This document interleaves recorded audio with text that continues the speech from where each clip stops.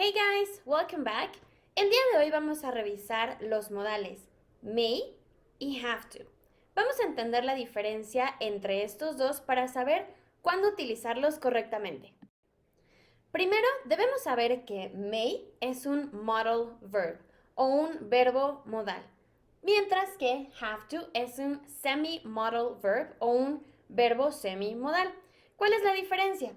Un modal verb como may se utiliza a sí mismo para sus formas interrogativas y negativas, pero cuando tenemos un semi-modal como have to, necesita un verbo auxiliar para transformarse en su forma negativa o interrogativa. Esto lo vamos a ver un poco más adelante.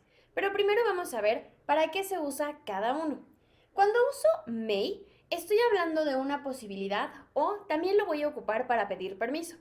Pero si uso have to es un poco más fuerte. Have to me va a indicar una obligación o una responsabilidad. Esto vamos a ejemplificarlo para que sea más sencillo de entender.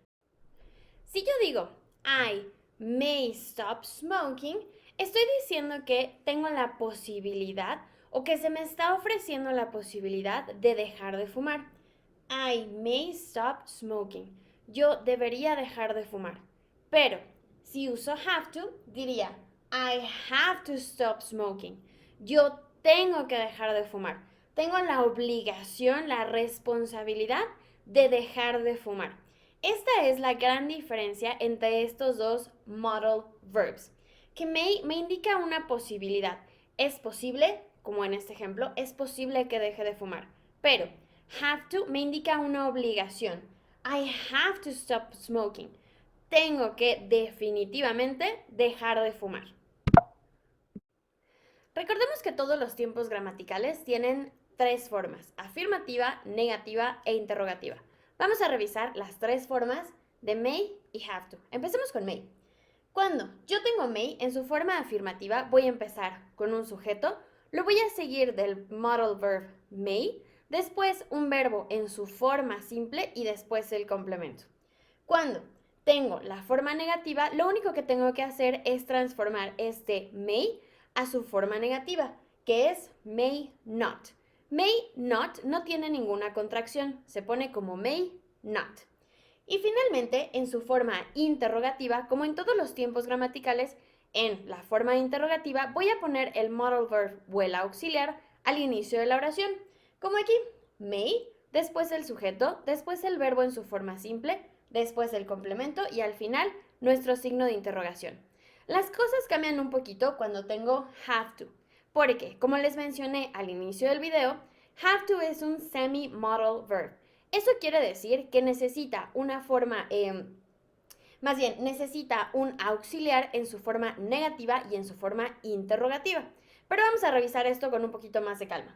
En su forma afirmativa voy a empezar con un sujeto seguido de have to o has to, si tengo terceras personas o singulares, después un verbo en su forma simple y después el complemento. Las cosas cambian un poquito, como mencioné, cuando tengo la forma interrogativa y la forma negativa. ¿Por qué? Cuando tengo una forma negativa, voy a hacer uso del auxiliar don't o doesn't. Acordándonos que don't es para I, you, we, they y todo lo que es plural. Y voy a usar doesn't para he, she, it, es decir, terceras personas o todo lo que sea singular. Voy a usar don't o doesn't seguido de have to. Y aquí siempre voy a usar have to, aunque tenga doesn't, porque el doesn't ya incluye la S que llevan las terceras personas. Seguido de un verbo en su forma simple y al final mi complemento. Para la forma interrogativa voy a empezar siempre por el auxiliar, ya sea do o does, dependiendo el sujeto que yo tenga, seguido de have to, mi verbo en su forma simple, complemento y mi signo de interrogación. Ahora, es muy importante saber que have to también lo puedo tener en pasado, es decir, en pasado simple. Si ese fuera el caso, si estuviera hablando de algo en pasado, es decir, de una obligación del pasado, en vez de have to lo cambiaría a had to. Es decir, had, la forma pasada de have y to. Y tendría que cambiar los auxiliares. En vez de tener don't y doesn't, lo cambiaría por didn't. Y aquí en la forma interrogativa, en vez de tener do y does, lo cambiaría por did. Antes de avanzar, es muy importante saber, alerta, alerta, alerta, que la forma negativa de have to me va a indicar que yo o la persona de la que estemos hablando no tiene la obligación de hacer algo. Como mencionamos al inicio del video, have to tiene como un sentido de obligación, tiene un sentido de responsabilidad, un sentido de que tienes que hacer algo de manera casi obligatoria. Pero en su forma negativa me está dando toda la intención de que no estoy obligado a hacer nada. Por ejemplo, este ejemplo que tenemos aquí. You don't have to eat right now. You can eat later. No tienes que comer en este momento. Puedes comer al rato o puedes comer después. Es decir, no tengo la obligación de comer en este momento. Puedo hacerlo después.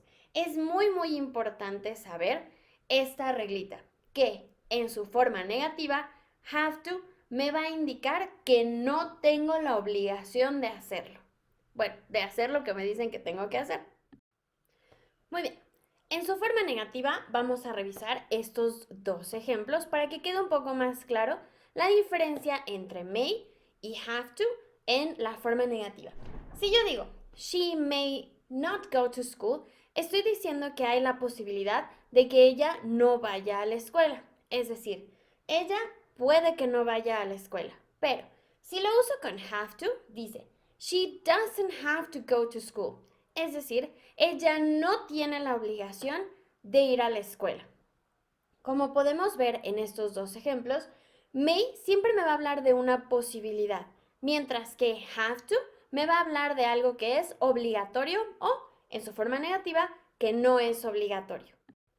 Espero te haya podido ayudar a aclarar todas tus dudas de may y have to. Recuerda practicar mucho y see you next time. Bye bye.